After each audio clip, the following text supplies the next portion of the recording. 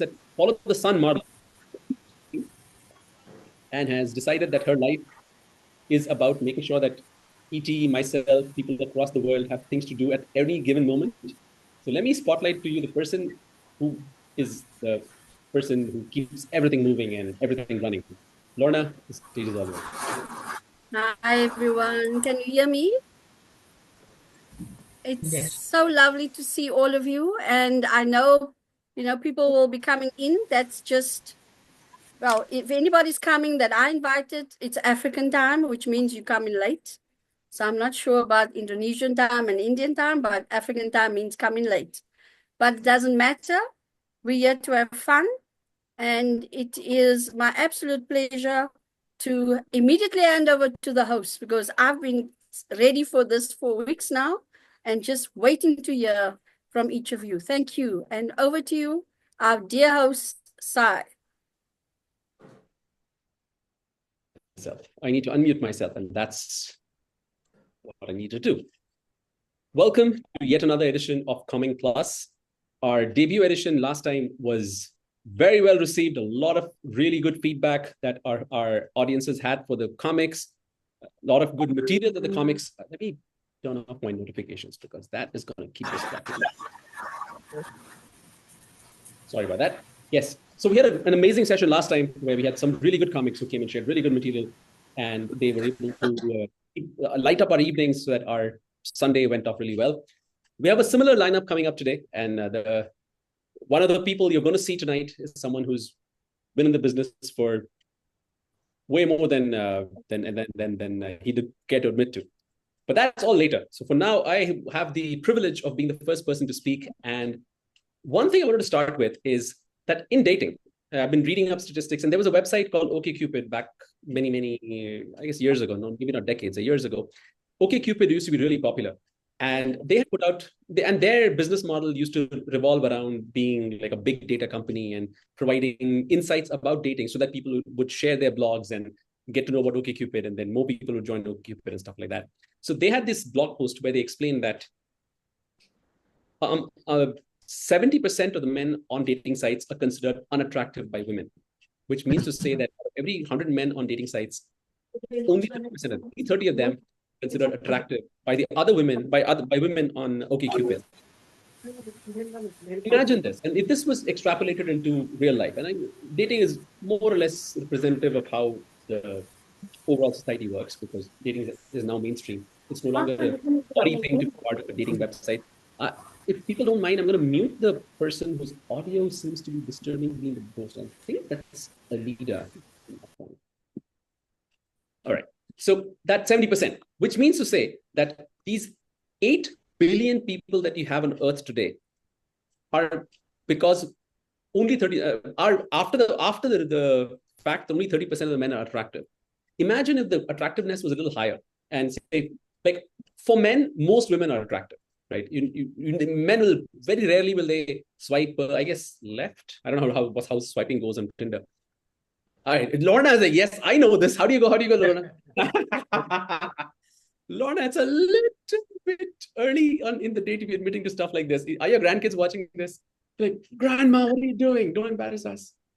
No, so swipe left. Swipe left is how men reject women. But that rarely happens. Imagine if women were as accepting of men as men are as women. What would our population be? We'd be like dying with overpopulation. So that's again.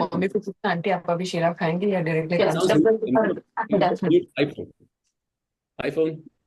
I could hear your Hindi and Shira. Shira is a sweet dish that the iPhone user wanted to ask her mother to make. That's what she was saying, or he was saying.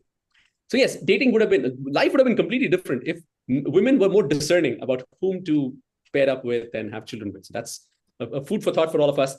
Our Comeng events would be swamped with people doing stand-up comedy if the world was a little fairer to men. In the dating sense, not like in general, men have the advantages, a lot of advantages, but when it comes to dating, women have the upper hand, and as it clearly should be. Right. So on that note, let me actually start off the evening with our performances. The first person who has kindly consented to be the lead-off hitter in baseball, like they say, let me quickly get my data lined up so I don't screw this up. Whoa, whoa, whoa, whoa, whoa, whoa.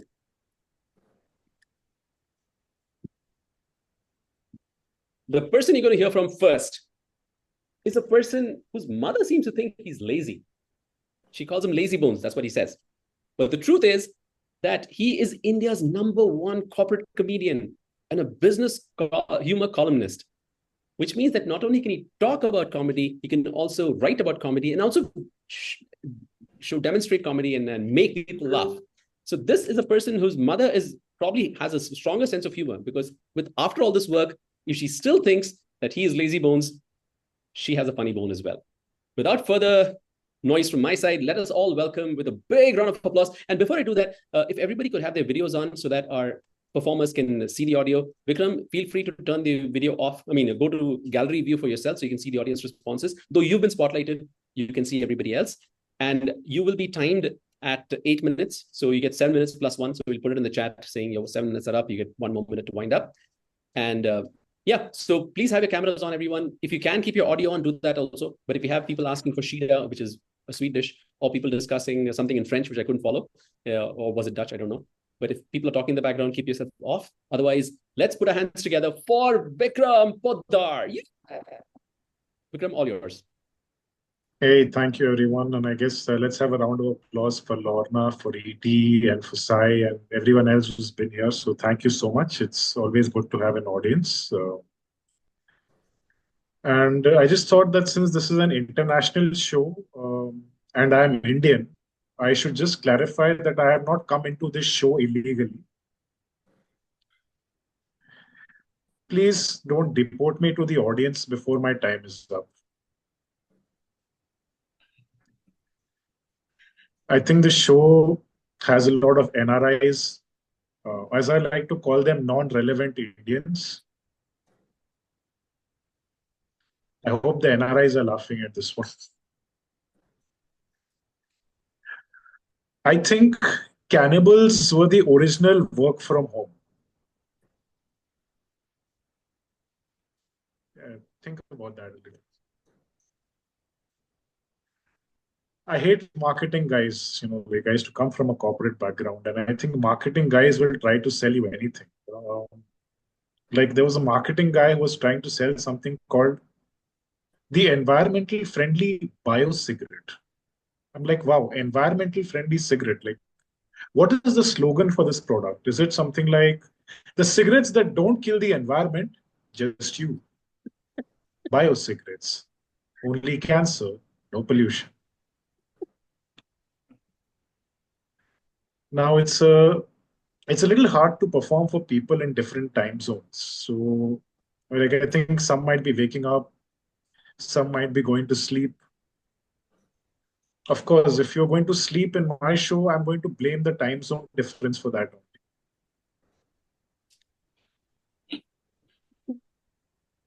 It's good to get audience response. Usually, as you said, I think a lot of you guys are better than my mother as being an audience. So thank you so much for that. But my main following is on LinkedIn. So sometimes I get confused, like, am I a stand-up comedian or a motivational speaker? Somebody's written in the comments in my PJs.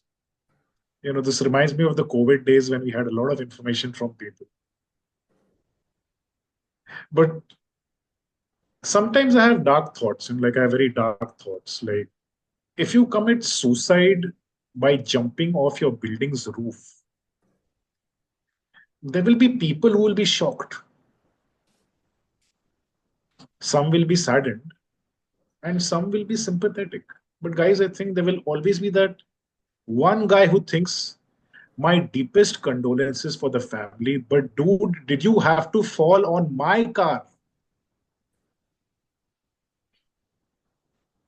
I just bought this car on loan. Now, what do I tell the insurance company? These guys don't want to process claims. You can just ask Luigi Maloney. They will say, we don't believe he committed suicide. Where is the proof? In fact, give us 3 reasons why he committed suicide. Why his girlfriend left him. Now, I will have to investigate your whole life just to get my claim processed. Now, even I am fully invested in your life story. Now, I will have to actually start going up and looking up your girlfriend on Instagram to find out what kind of person she was, just so at least I can get enough money to buy the car back in second hand. But you'll notice that the world tries very hard to prevent suicides, not by helping people's mental health, but by locking up windows in hotels. Like you can't even leave if you want to. But no one cares why you wanted to leave. But in India, there's one guy who came pretty close to that. It was a poor comedian called Samay Raina. A lot of people across India and across the world got after him. In fact, the Supreme Court of the country also got involved in going after him. But I think if you're a comedian, the real Supreme Court is in the YouTube comments. Like I think as a comedian, you need a lawyer just to manage your YouTube comments.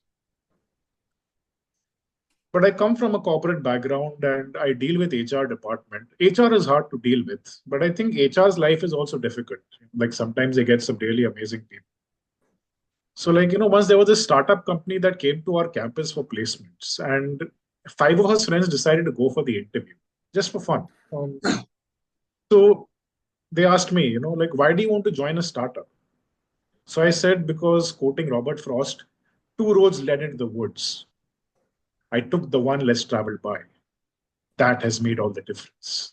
And they were impressed. The second guy went in. They asked him the same question and he gave the same answer. He also said road less traveled by. Third guy said road less traveled by. Fourth guy said roads less traveled by. By the fifth, the HR was, okay, guys, hold on a minute. If so many of you are traveling down the same goddamn road, how the hell is it less traveled? This is like Samay Raina's YouTube comments. But I've had it difficult. I got laid off before I joined Postmasters. And I want to tell you something, guys. As a comedian, I have performed at the same company I got laid off from. Now, that's like dancing at your ex-girlfriend's wedding, but getting paid for it. Now, guys, it's towards the end of my act. So I thought I should leave like a typical corporate employee leaves, like by being very honest. You know how typical employees leave? They will say things like they'll send an email to everybody. Hi, all, today is my last day. And I think it's all lies. Okay, it's all lies. I'm going to give you an honest version of my exit email. It goes something like this. Dear all, today is my last day with you guys. Thank God. The last 4 years that I have been here, mainly due to recession, have been the most amazing moments of my career. The most amazing was when nobody told the CEO he was presenting the sales graph upside down for 1 hour. I am now bidding adieu to this organization to pursue another career opportunity. Her name is Sharon. It's been great interacting and knowing each one of you, except HR, finance, admin, IT, the receptionist, and Dink, the CEO's pet lizard. This is not a goodbye, only a hasta luego or see you later, because I may need to come back. Because Recession and Sharon both are not very reliable. Good luck and wish you all the best in your future endeavors. Especially the guy who inherits my company laptop. Please delete the folder C drive / technical files / employee engagement / learning and development / personal. And lastly, of course, who can forget? Lastly, to stay in touch, please note my personal email ID, sexyboy365@hotmail.com. And guys, that's it from me. I think you've been a wonderful audience. Thank you so much. And over to our host, Sai. Ladies and gentlemen, this is how it's done in the corporate world. A great job, Vikram. A Thank big you round of so much. applause. Thank you. Thank you. I just wanted to address, somebody has said, why sexy boy? That feels Please go like an ahead. insult. Sorry, what did he say? I couldn't follow that. Somebody has written in the chat, why sexy boy? I'm like, I hope she's not talking to me. That's it. Why sexy? I'll chat. All right.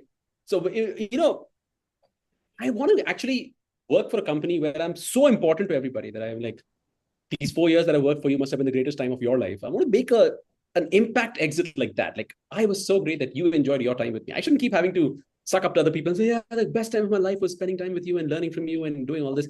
I want to have that kind of a life. Like, yes, you are lucky to have worked with me. Bye. And I'm not coming back. Oh, unless Sharon, of course, wants me back. Or Sharon buys the company and puts me to work in that company. But yeah, so far, I think that's the life goal, to at some point join a company where they need you so much that when you leave, you can tell them that you're there because of me. I have some news about my 4-year-old. Like, we've been talking about him, and it turns out that, when you have children, and do people have children? Let me actually go to gallery view myself. Though I've spotlighted myself, let me switch to gallery view so I can see people while asking questions. So how many of you here have children? One, too many?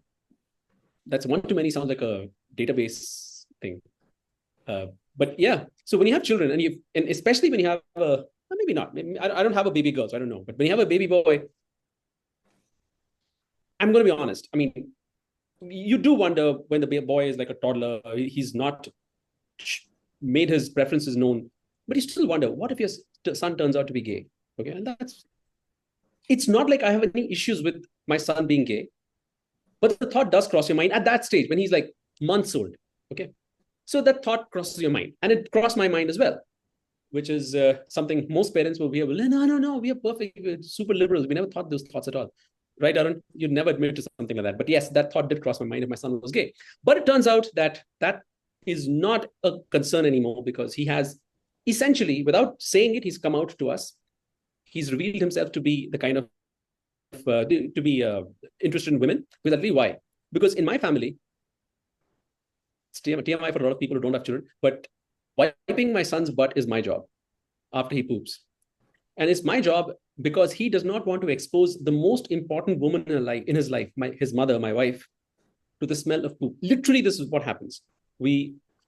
He'll call me once he's done his big job, and he's like, Daddy, I'm done. Come help me out. And the reason for that is he doesn't want the women in his life to be exposed to all the unsavory, dirty parts of life, which is what tells me that I don't think my son likes men the same way. So, which is, I guess, it's good enough for him. We're going to move on because I wanted to hear from Resha earlier, but unfortunately I was not able to put her on earlier, which is my mistake completely. But we do have someone who's entertained us once before at the Comeng Idol by speaking last time. Let me spotlight Resha because that is what we need to do next.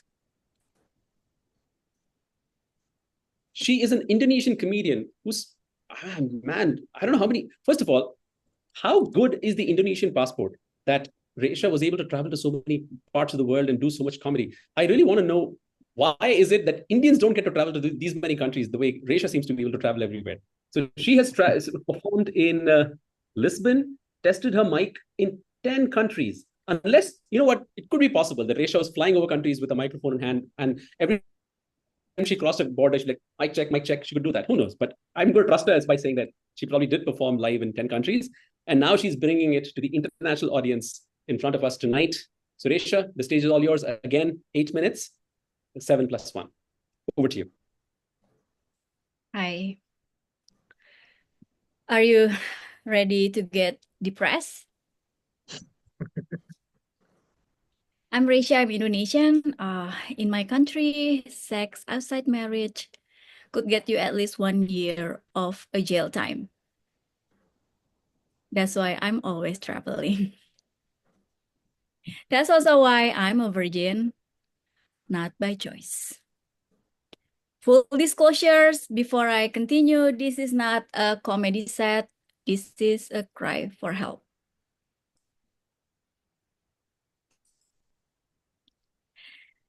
Tell you a secret about virgin, okay? We are very horny.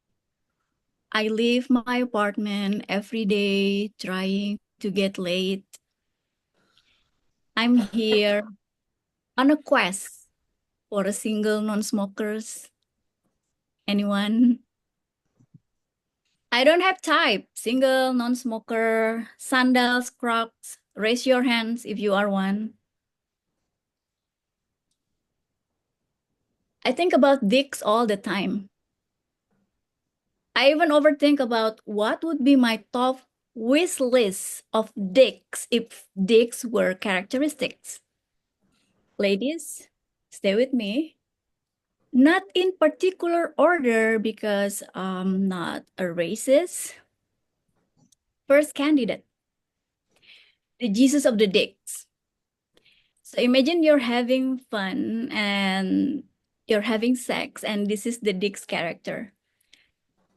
Compassionate, giving, and could save you. Second candidate, the Jackie Chan of the dicks.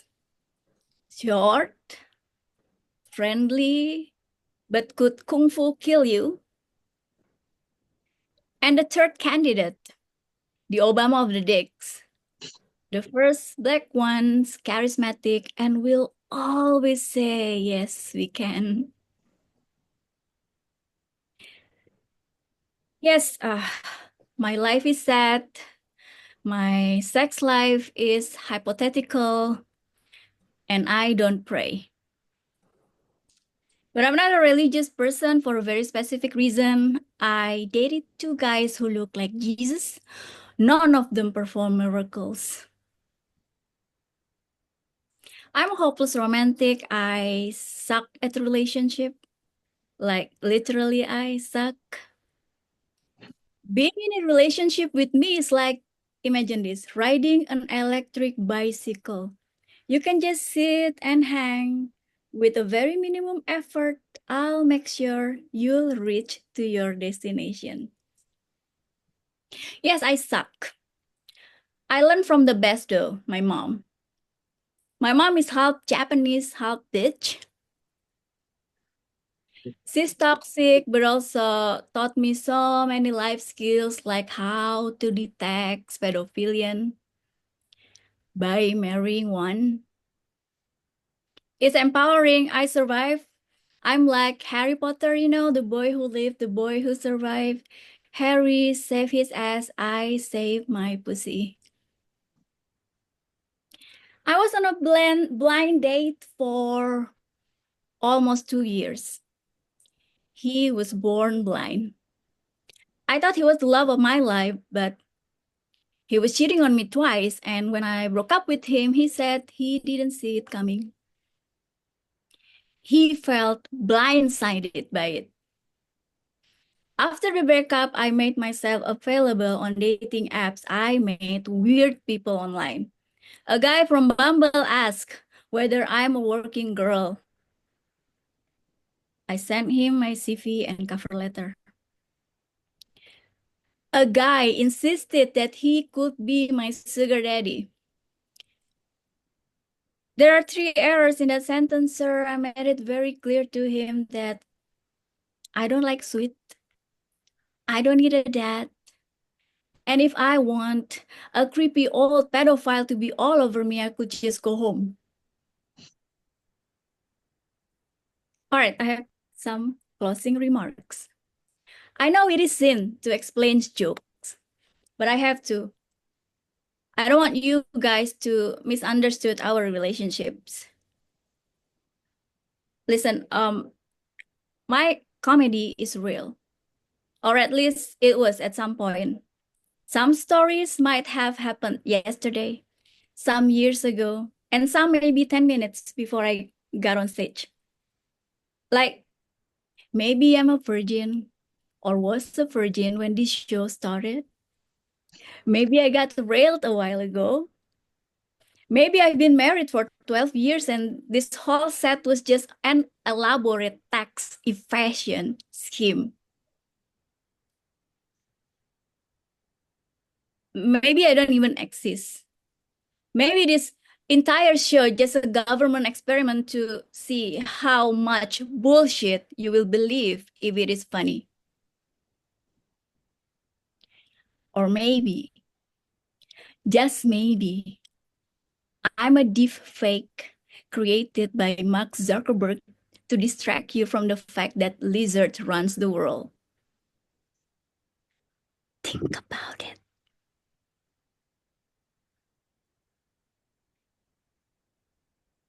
What I'm saying is, time and place don't matter. This is not a history lesson. That's my time. Thank you so much.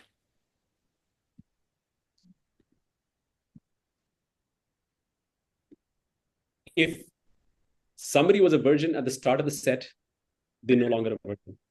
Because we have all been taken for a ride, a real ride. So thank you so much, Resha, for a wonderful, wonderful set.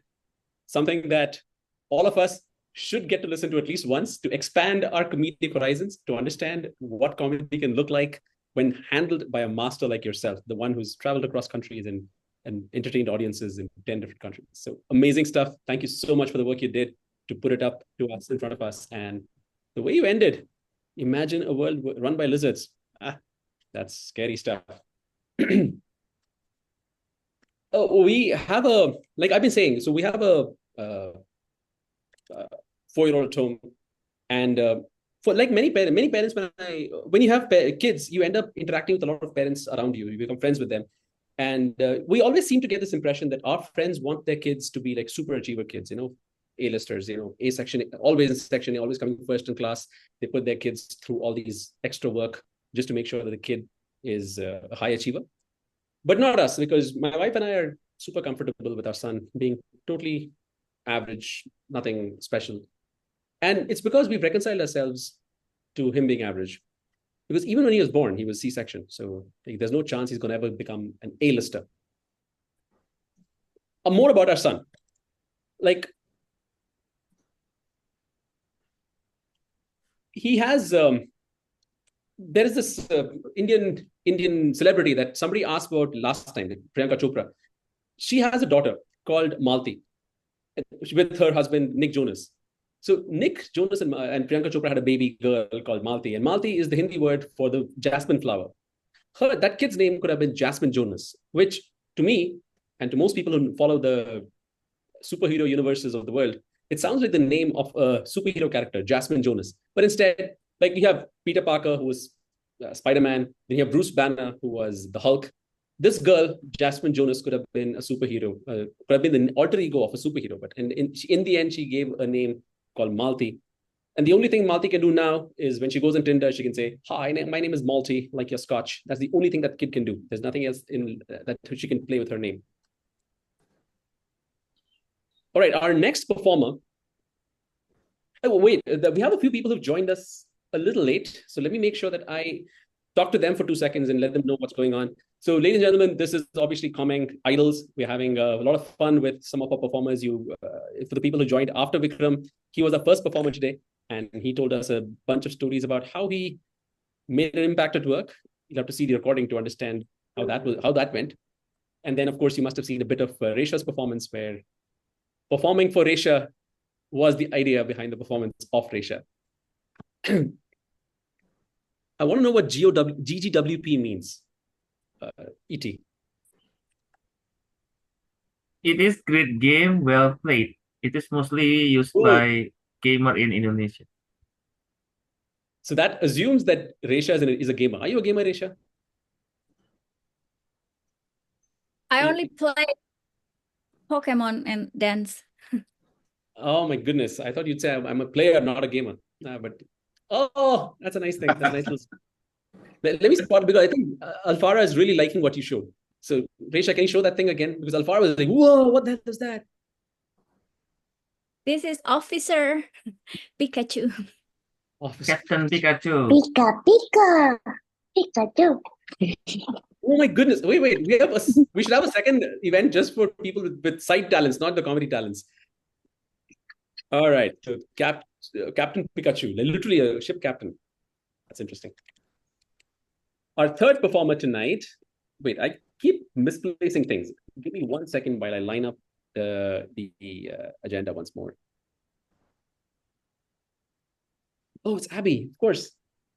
The man who's delusional but not delusional. Abbey is your... Oh, man. Abby's all decked out now with a jacket on. Oh, looking good, Abbey, looking good. Let's introduce Abbey to the world before he starts. Abbey is unique because he only deals in fives. He has 10 years of experience as an MC, 5 years as a trainer, and 15 years in construction. Is it construction as in the construction business or constructing jokes, Abbey? Business. Construction business. Interesting. So, Abbey, once again, 8 minutes to you. And audience, if you could keep your cameras on so that our performer can enjoy some of the response that you give to them, laughing, enjoying their jokes, please do have your videos on. Abbey, feel free to switch to gallery view, though you've been spotlighted yourself. 8 minutes to you. You can start. Good afternoon, good evening, good morning, everyone. How is everyone doing? Okay, I don't care because that's what I'm supposed to say in any comedy show, right? So let me just start. My name is Abbey. You know Westminster Abbey, Downton Abbey, and for the Malaysian and Indonesian, Abbey Tak Abadi. And I'm the sunburn version of CeeLo Green. During Christmas, I'm the sunburn version of Santa Claus, working at your nearby Tesco. Now it's known as Lotus. That automatically made me the sunburn version of the Laughing Buddha last Chinese New Year. And just for today, I'm the sunburn version of Sai.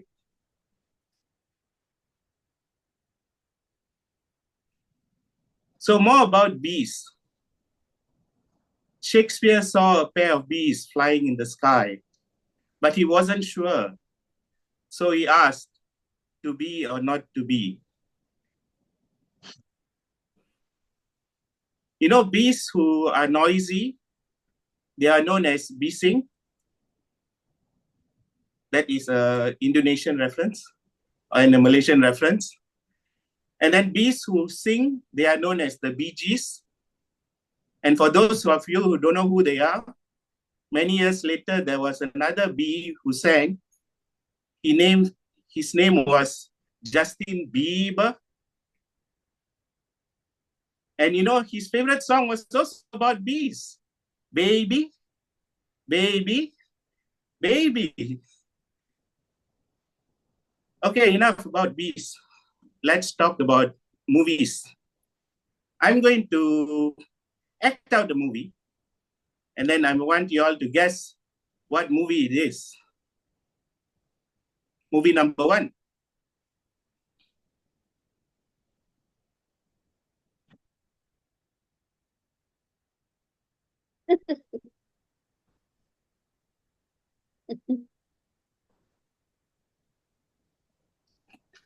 Do you know what movie is that? Gravity. Gravity is this movie played by Sandra Bullock and George Clooney. And all they did for 2.5 hours was floating in the sky, doing nothing and making no noise for 2.5 hours floating in space. And you know what? That movie got best sound in the Oscars. Next movie.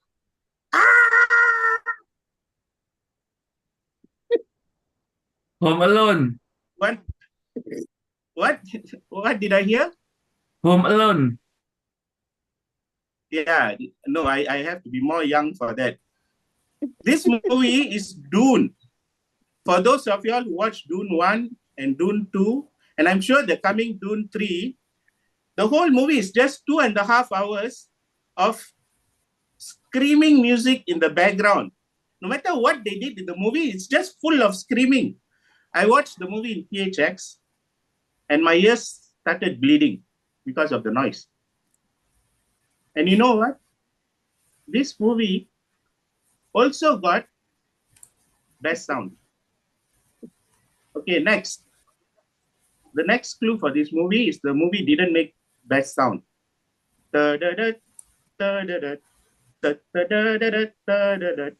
Spider-Man.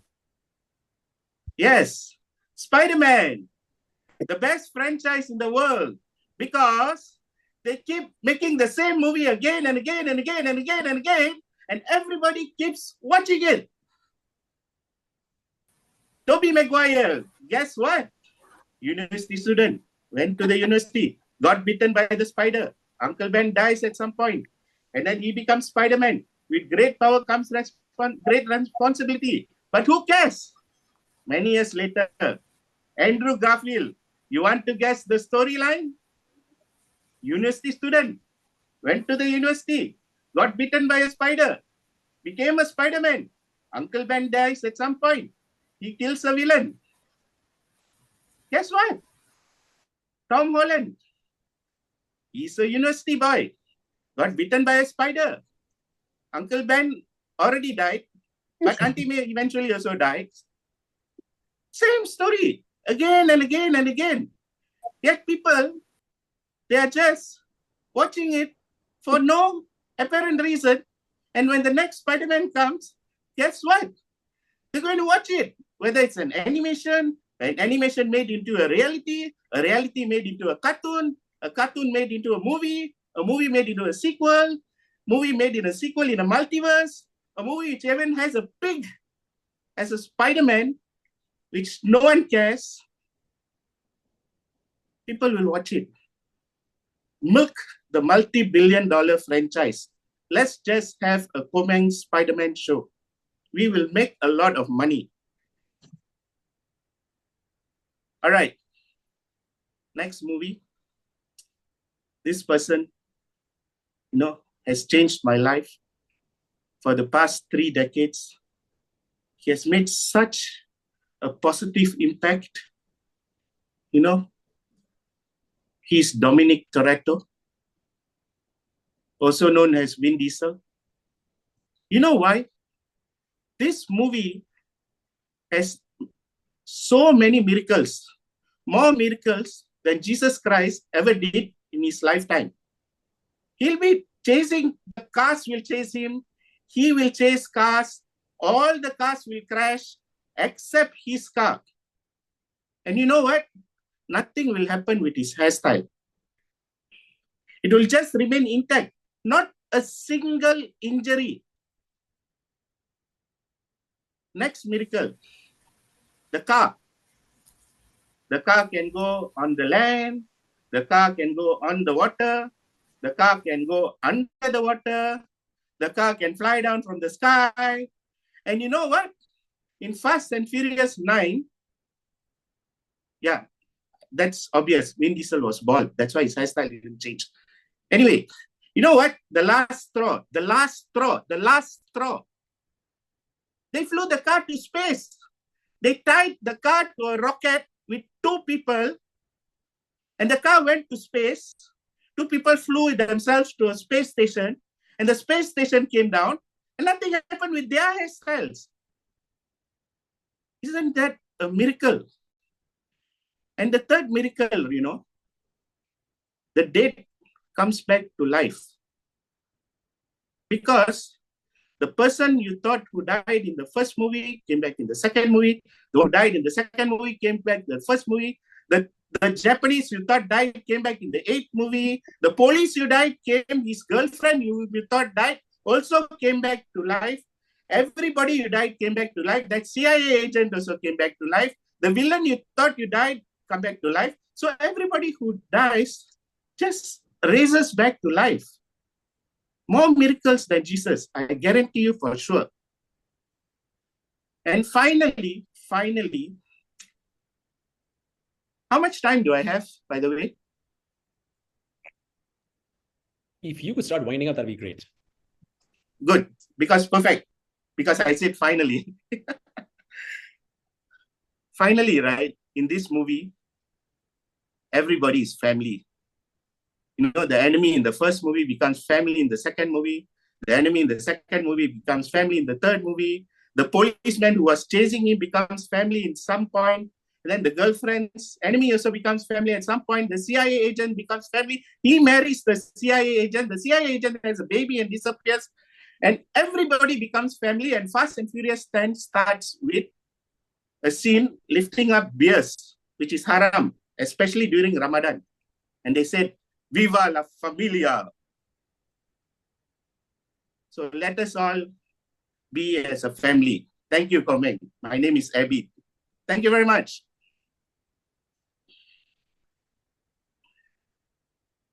Thank you so very much, Abbey. What I learned from listening to you is that it is true that history repeats itself. And the Spider-Man movie franchise and Resha's repeated comedy set are proof that history does repeat itself. So a wonderful set, Abbey. Your first when you started moving like that, I thought you were talking about Jurassic Park, because that really looked like X's exploring and trying to figure out. and I want to call out somebody who's really stood out to me as the ideal audience, and that person you're going to hear next, because she's going to be up next as our next performer. But I really appreciate the fact that Fara has a response to every line and every joke. She has the most expressive, active audience participation prize. If there was anything like that, she'd get it for every performance. So Fara, I really appreciate the work, the attention you paid to each of our performers.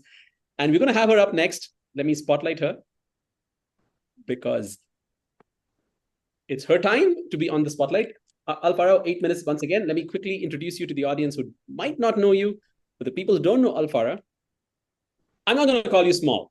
Though the introduction says you're small, you're not small. You have a big personality. You're a cool person. So I'm going to say a person with a big, big, big personality, which might or might not match her physical stature.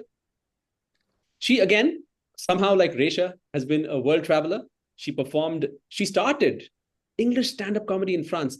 Now, wait, I want to ask you this. How tough was that? Because the French are notorious for hating anybody who does not speak French. So how did you manage to get on stage and not get kicked off stage in 2 seconds?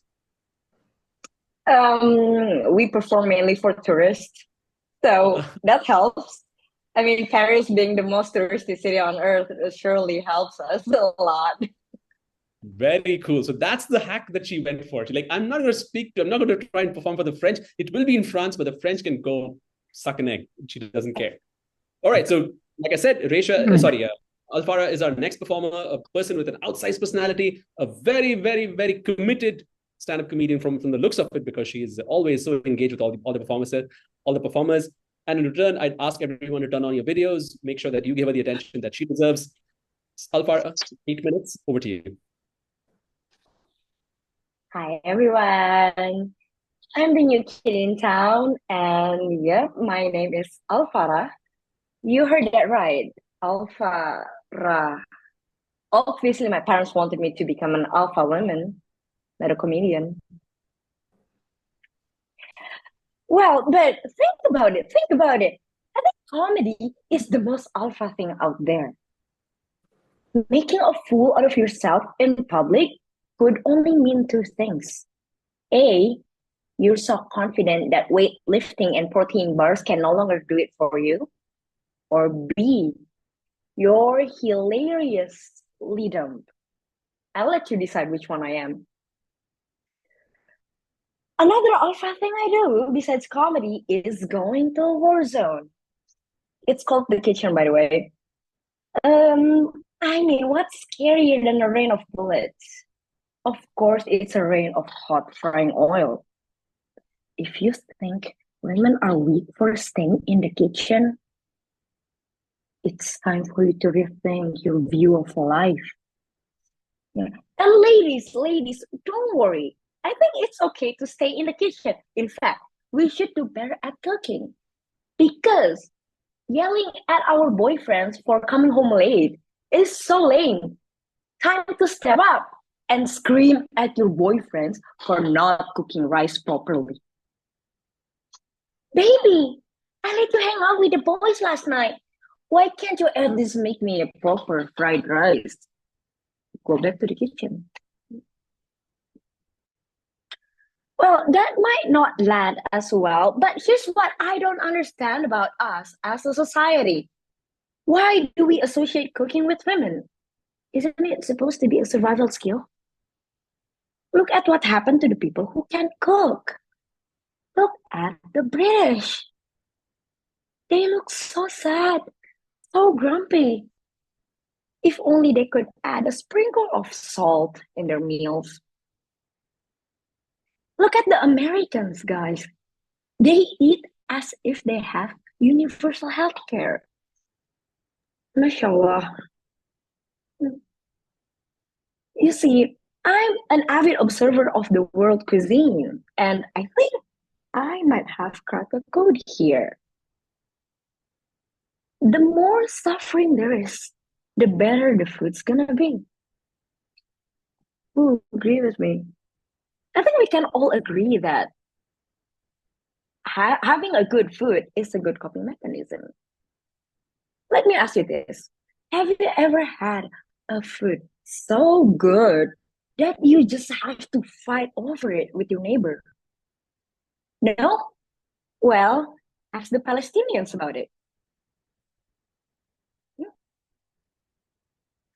Their shawarma, guys, so fire that they got their entire kitchen burned down. You know who else has a good food and an annoying neighbor? The Mexicans. Well, luckily for them, they don't have to deal with fire. They just gotta deal with a 6 years old crybaby who keeps yelling, I'm gonna build a wall and make you pay for it. Well, you better have the tacos ready to shut him up. Okay, let's not forget about the big player of Asia. And no. I'm not talking about the brown or the yellow one this time. Enough attention to them. I'm talking about Indonesia, in case you forget we exist. We're currently dealing with an online gambling epidemic. But nobody's really talking about our number one remedy. Instant fried noodles and a side dish of cigarettes. Yeah, it's a big thing here. So, Risha, if you're looking for a man who doesn't smoke in Indonesia, I don't have any good news for you. I'm sorry. And I know smoking is bad. I mean, it is. It gives you diseases. But let's be real. It's nothing compared to getting into debt, right? I mean, pick that or cancer. Choose your poison wisely, guys. You might have heard of the French having croissant and a pack of cigarettes for breakfast. Do you think that's bad?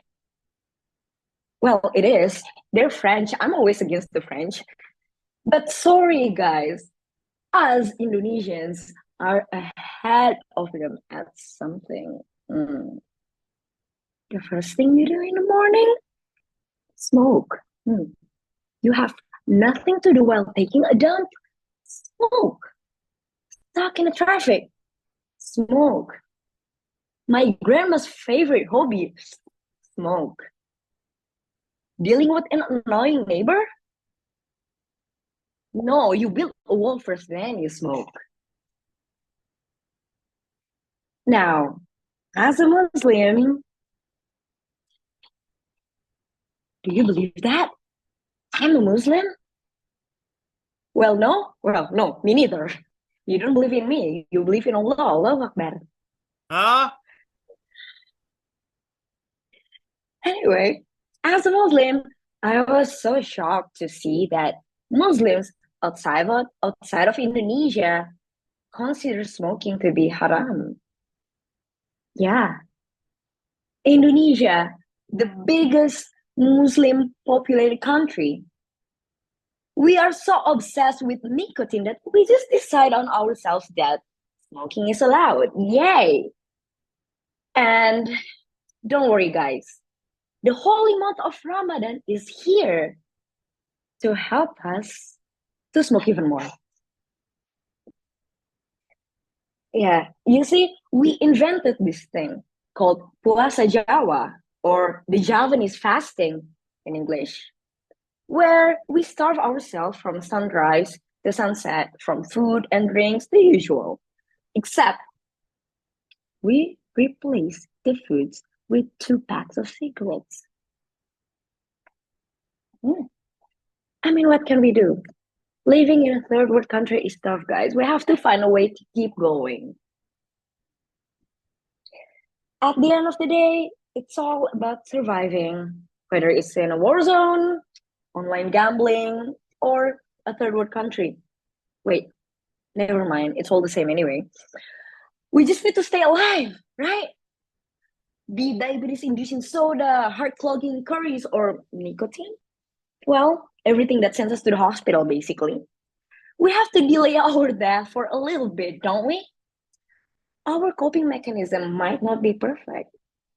But hey, let's be real for a second here. Only Europeans can afford having smoothie bowl and naked yoga in the rice field. So let's not be too harsh on ourselves. Unless you're an alpha female like I am, yeah, you could start doing comedy while your boyfriend is busy preparing dinner at home. Darling, is my fried rice ready? Thank you, that's all time. My God, a boyfriend, stay-at-home boyfriend who cooks fried rice. Alfara is living the life. But because we're running a little bit behind on time, I'm going to jump straight to our headliner for the evening, a man who knows jokes and he knows how to manage money as well. Let me introduce our star performer of the evening, Arun Sriram. He's a CA, a chartered accountant who turned into a stand-up comedian on a mission to make inclusion commonplace in performing arts. I don't know what kind of inclusion he's talking about, but we're going to find out soon. With more than 7 million views, more than 50 solo shows, and 5 specials, he's bringing his sunshine humor to the Comeng Plus stage. Arun, all yours. Thank you so much, Sai. First of all, a big round of applause for everybody who's performed before me. Wonderful sets. Thank you so much for that. And Comeng can apply for Guinness Book of World Records for the number of people on video as a percentage of the number of participants. I am amazed. So many people turning on video for an open mic is unheard of. I can tell you during the COVID days when I used to perform shows on Zoom for corporates, my simple fee structure would be X and 5% extra for every participant who is not on video. And guess what? Everybody would turn on the video. I don't have to do that here because everybody seemed to be really civilized and polite. Thank you so much for that. My name is Arun and I come from Bangalore. How many of you have been to Bangalore? Sai has no choice, he lives there, Vikram, fair enough. Bangalore is a place where time freezes. You could be at the same place today and you could be at the same place tomorrow morning as well. The days of the week will change, but the place where you will never change. Half of the forms that we fill, the permanent address we give, is of a specific traffic signal. That is our permanent address. Our real residences are just temporary addresses. That's how cool our traffic scene in Bangalore is. We have multiple time zones for the same city. That's how much time it takes for us to go from place A to place B. And what I also observed today, just before I continue, is for a Muslim country, there have been way too many confessions on a Sunday. Everybody either giving recommendations of the smoke they prefer or the fact as to when they quit smoking and what they used to smoke. Really sweet of you all. And I noticed this about Indonesia. You have around 280 million population. But believe me, when I looked at each of your Instagram followership, all of you had 300 million followers. The minimum ticker seems to be 25,000 followers for anybody tagged on this open mic post. I was, oh my God, is it part of a birthday package? Like, you go for delivery, they give you, if you pay this much more rupaya, you get 10,000 more followers by the time a child turns 18 or 14.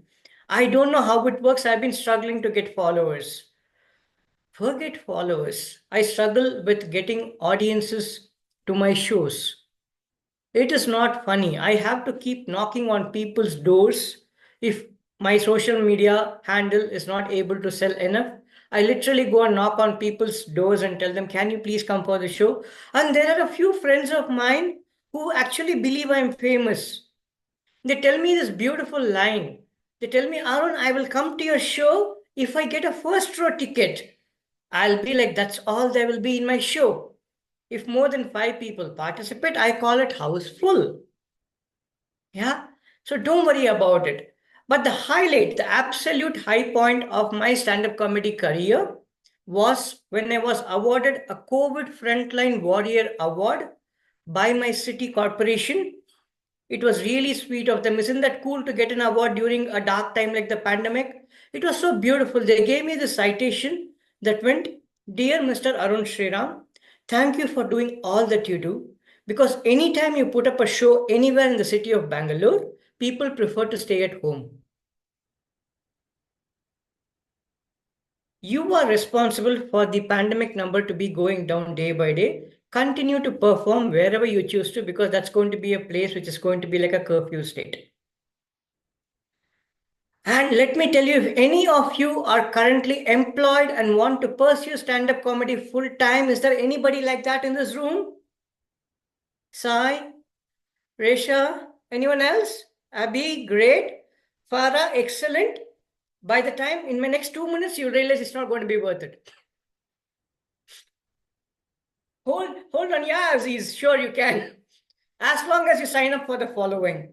The first thing I realized when I became a full-time comedian was that a full-time comedian is one who has full time.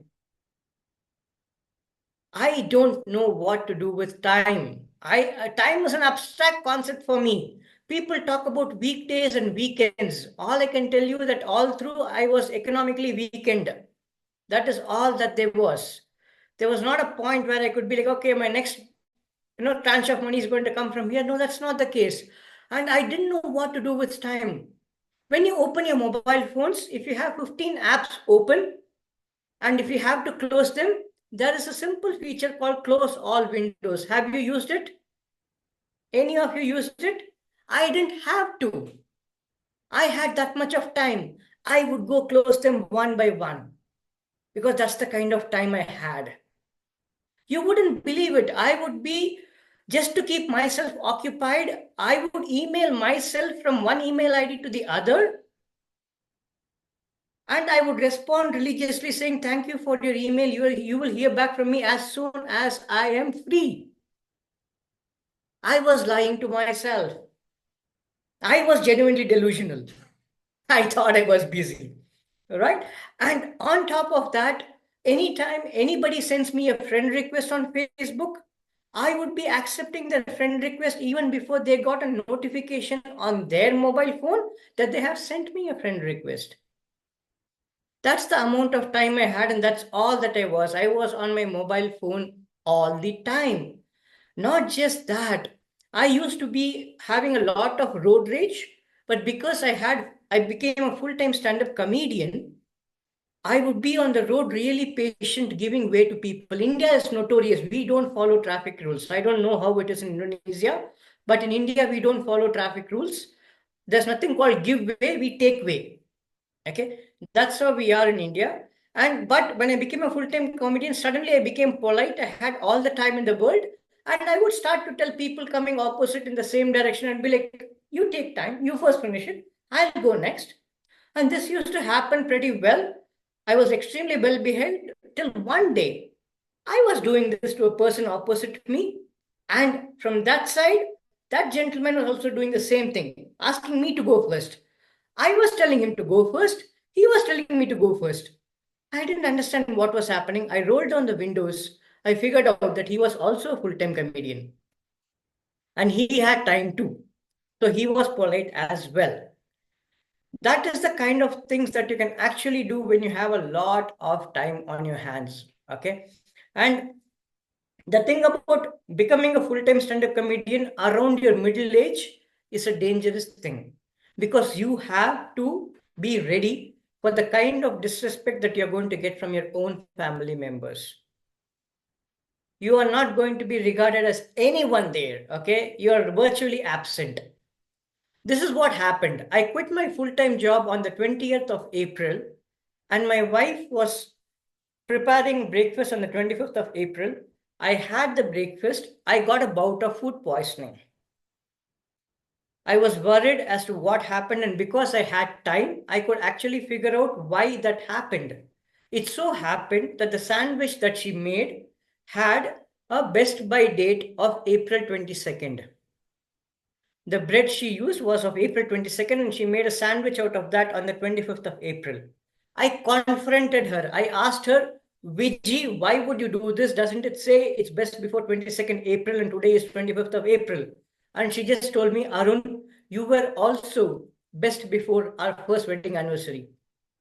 Aren't we together still? So why would the bread not last for 3 more days? Fair point, fair point. My father-in-law is extremely notorious for sending WhatsApp forwards that are completely unsubstantiated. It's an epidemic in itself in India. Whatever comes through WhatsApp University, as we call in India, gets peddled around. I only wish the government imposes some kind of a tax for WhatsApp forwards for this bullshit to stop. He would keep sending us random WhatsApp forwards, and because I had time, I would keep fact-checking each one of them. We suddenly had these images of India with a lot of lights and said, this is how it looks from NASA on Diwali day and all of that stuff. He would keep sending all of those images. I was tired of checking. So I told my brother-in-law, Vijay, I feel really bad that I am the one who is objecting to his WhatsApp fake forwards every single time. Can you please do it for me once? Because as a son-in-law, it doesn't look good to be doing this all the time. Whatever little respect I still have, I don't want to lose it. He told me, Arun, I would have loved to do it, just that I have a job. How do you deal with that? Those kind of soft skill insults that I used to get were really, really hard, I must tell you. You will not believe this, but 2 years back, I became a dad for the first time. I quit my corporate job in April 2022, and in April 2023, I became a dad. All of my friends told me the same thing that some of you are thinking right now. Arun, well done. First year outside of a corporate job, you had all the time in the world to do the right things. Yeah. So, but that's not what it was, right? But when the baby was born, there's a reason why I'm bald right now. So I had premature gray hair, and my wife and I, whenever we roam around the apartment complex, people would continue to ask me, oh, you live with your daughter. Where does her mother stay? And we literally had to decide to wear a t-shirt that said husband, wife, soulmates, all kind of those fancy t-shirts we had to wear just to make it clear that we were actually husband and wife and not father and daughter. But once the baby came, it was even worse. It felt like 3 generations together in a family photograph. The first time I took a family photograph, it looked like the grandfather, daughter, and the grandson. I couldn't take it anymore. My wife was insisting, Arun, you should go color your hair. And I said, okay, fine, let me color my hair. But she told me one thing, Arun, don't go to the roadside barber that you normally go to. The last time you got your hair so-called colored, it looked like somebody applied some shoe polish on your head. It looked really bad. Get it colored properly. Fara, looking at you, I know what she meant. Getting it colored properly, right? So she told me this is the place you need to go to, so on and so forth. I decided that I will upmarket myself. I'll go to a great place. And I went to a salon. I don't know how it is in Indonesia. In India, there are 2 kinds of places you can get your hair attended to. One is called a saloon. The other is called a salon. Salon is normally the upmarket one. I thought the difference was only going to be an O in the spelling between the two. But no, it was also 1 O and half my wealth that I had to part with. That is how expensive that place was. I tried to get an appointment. I think they had this Truecaller app that identifies who you are. And maybe when I called up that place, it reflected on their phone, barely middle class or something like that. So they did not even give me an appointment. After great trying, they said, okay, why don't you come in at 12 o'clock? We have an appointment free. We can discuss. What are we going to discuss about? I know what I'm going to do with my hair. Why does it look like some higher education counseling session? Why am I going to be put through this kind of torture? So anyway, I landed at 12 o'clock and we had a valet parking for a salon, not something that you get in your roadside barber shop. I was amazed.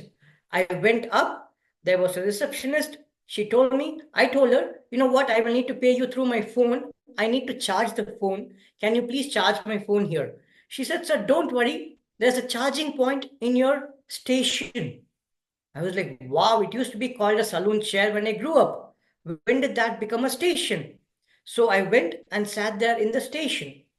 And that's when a lady came in.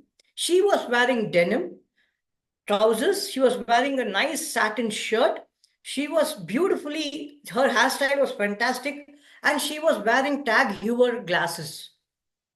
For one, that was the first time I learned how to pronounce tag heuer. Two, that was the first time I figured out that tag heuer sells glasses. And when she came in, I thought she wanted to sit where I was and I should actually be the hairdresser and she be the customer.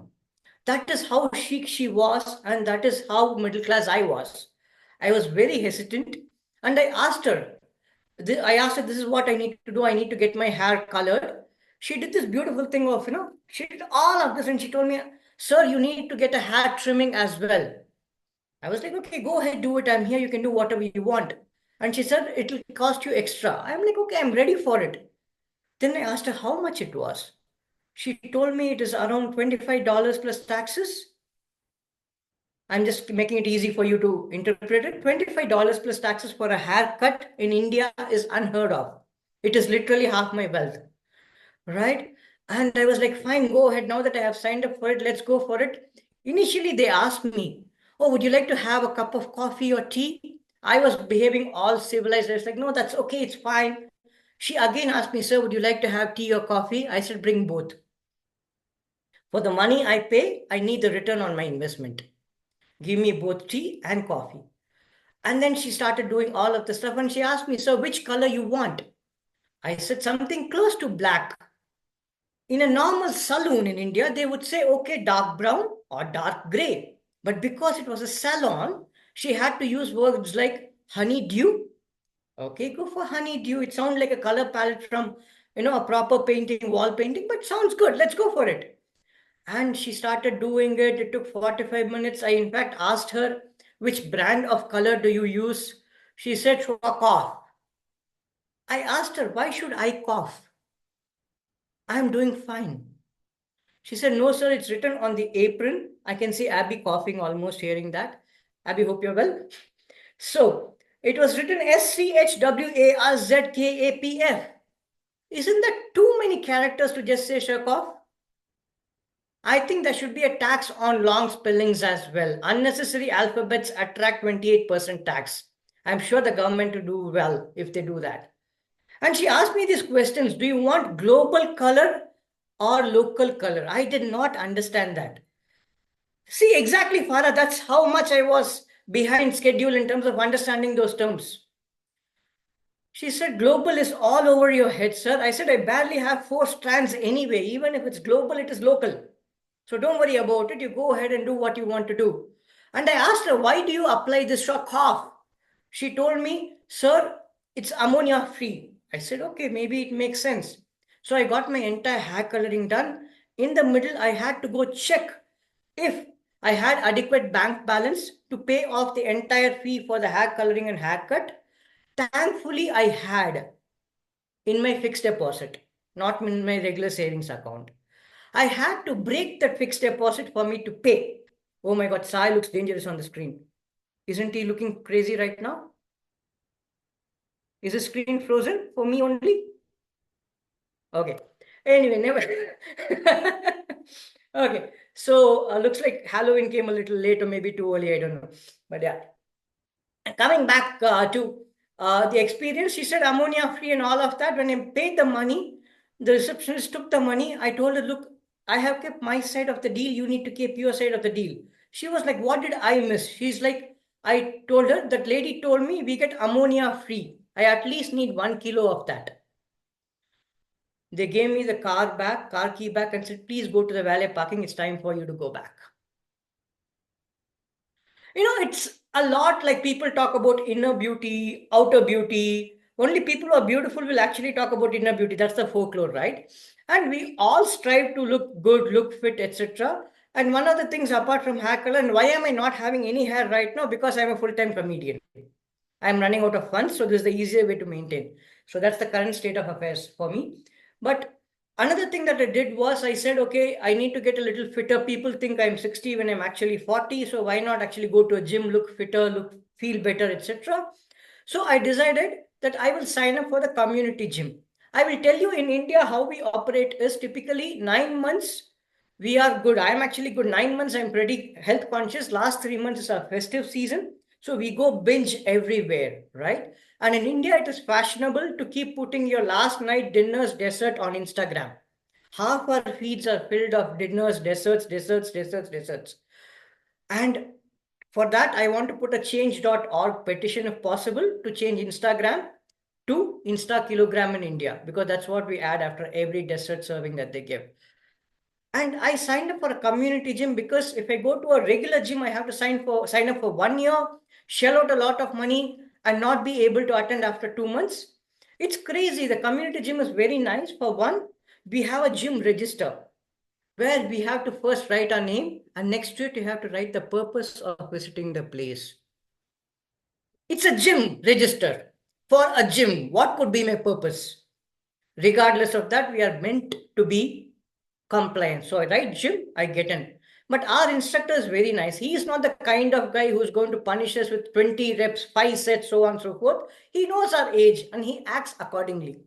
He doesn't push us. But I figure out there are a few kinds of people in a gym. The first one, I call them the Johnny Walker type. These people prefer to keep walking up and down the gym, but not actually do any workout. That's the Johnny Walker type.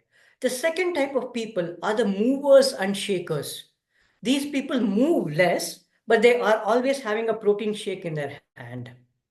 And it's as though that is the dumbbell, and if they're going to keep drinking, they're going to build their biceps by itself. That's not going to happen. That is the movers and shakers. After that, we have what I call the tenants. These people come to a gym at 6 a.m. and they will leave only at 10 a.m. Even if the gym instructor tells them, you have to go back home, I have to have the next client up, they'll be like, sir, one more rep. Sir, one more set. Sir, one more rep. This is the tenant type. Then we have this beautiful type called the accountant, my kind of people. We believe if we have 50 calories in the night, if we burn 50 calories in the morning, we are good.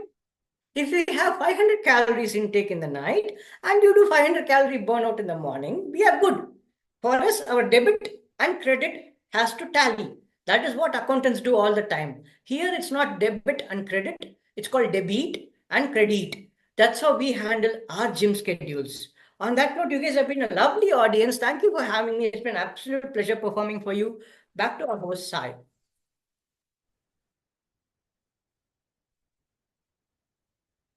Ladies and gentlemen, put it together for Arun. Woohoo! Wow. Thank And you. like he said, I appreciate the audience as well. You guys were wonderful, keeping your cameras on, showing your feedback, having discussions on the side. A lot of really, really interesting conversations going on the side. So thank you so much, everyone, for being such a great audience. I want to take, we're way beyond time, about 18 minutes beyond time. So what I'm going to do is I'm going to call up Lorna to wind it up. And we have a little something to share with you. Lorna, over to you. Thank you so much. I hope my internet is unstable, so I'm glad it's only unstable now and not during the show. Thank you, everyone, for a wonderful show. My tummy is quite sore now from all the laughter, but it wasn't food poisoning, Arun, not at all. So today we'd like to just quickly launch our new logo. And I'm very glad to have you here to witness this. And Sai is going to show it on his, or he's going to share it with us. You can put me off the screen, Sai is fine. As you can see behind Sai. And we've added sparkle to it because we're here to make sure that we become superstars, superstar comedians. So we have, our new name is Comeng Plus, and in no way are we doing away with the past. You build on the past, right? So this is just to show that Comeng Plus means in addition to where it came from, we are moving forward. And I'm very, very glad to have all of you witness this today. Sai, that is all from me. We have something to look forward to, people, on the 1st of April, but we should wait for that, right, Sai? Of course. For the book. I am going to take back the spotlight. Lorna, thank you so much. Again, all the work you do behind the scenes, most people don't know, but there's a lot going on behind the scenes, and Lorna is instrumental in that. I want to actually open the floor for maybe a couple of minutes for feedback, because if you have a show like Comeng Idols, feedback is what makes it different. So I'm going to remove myself from spotlight. If anyone has any feedback for our performers, anything any jokes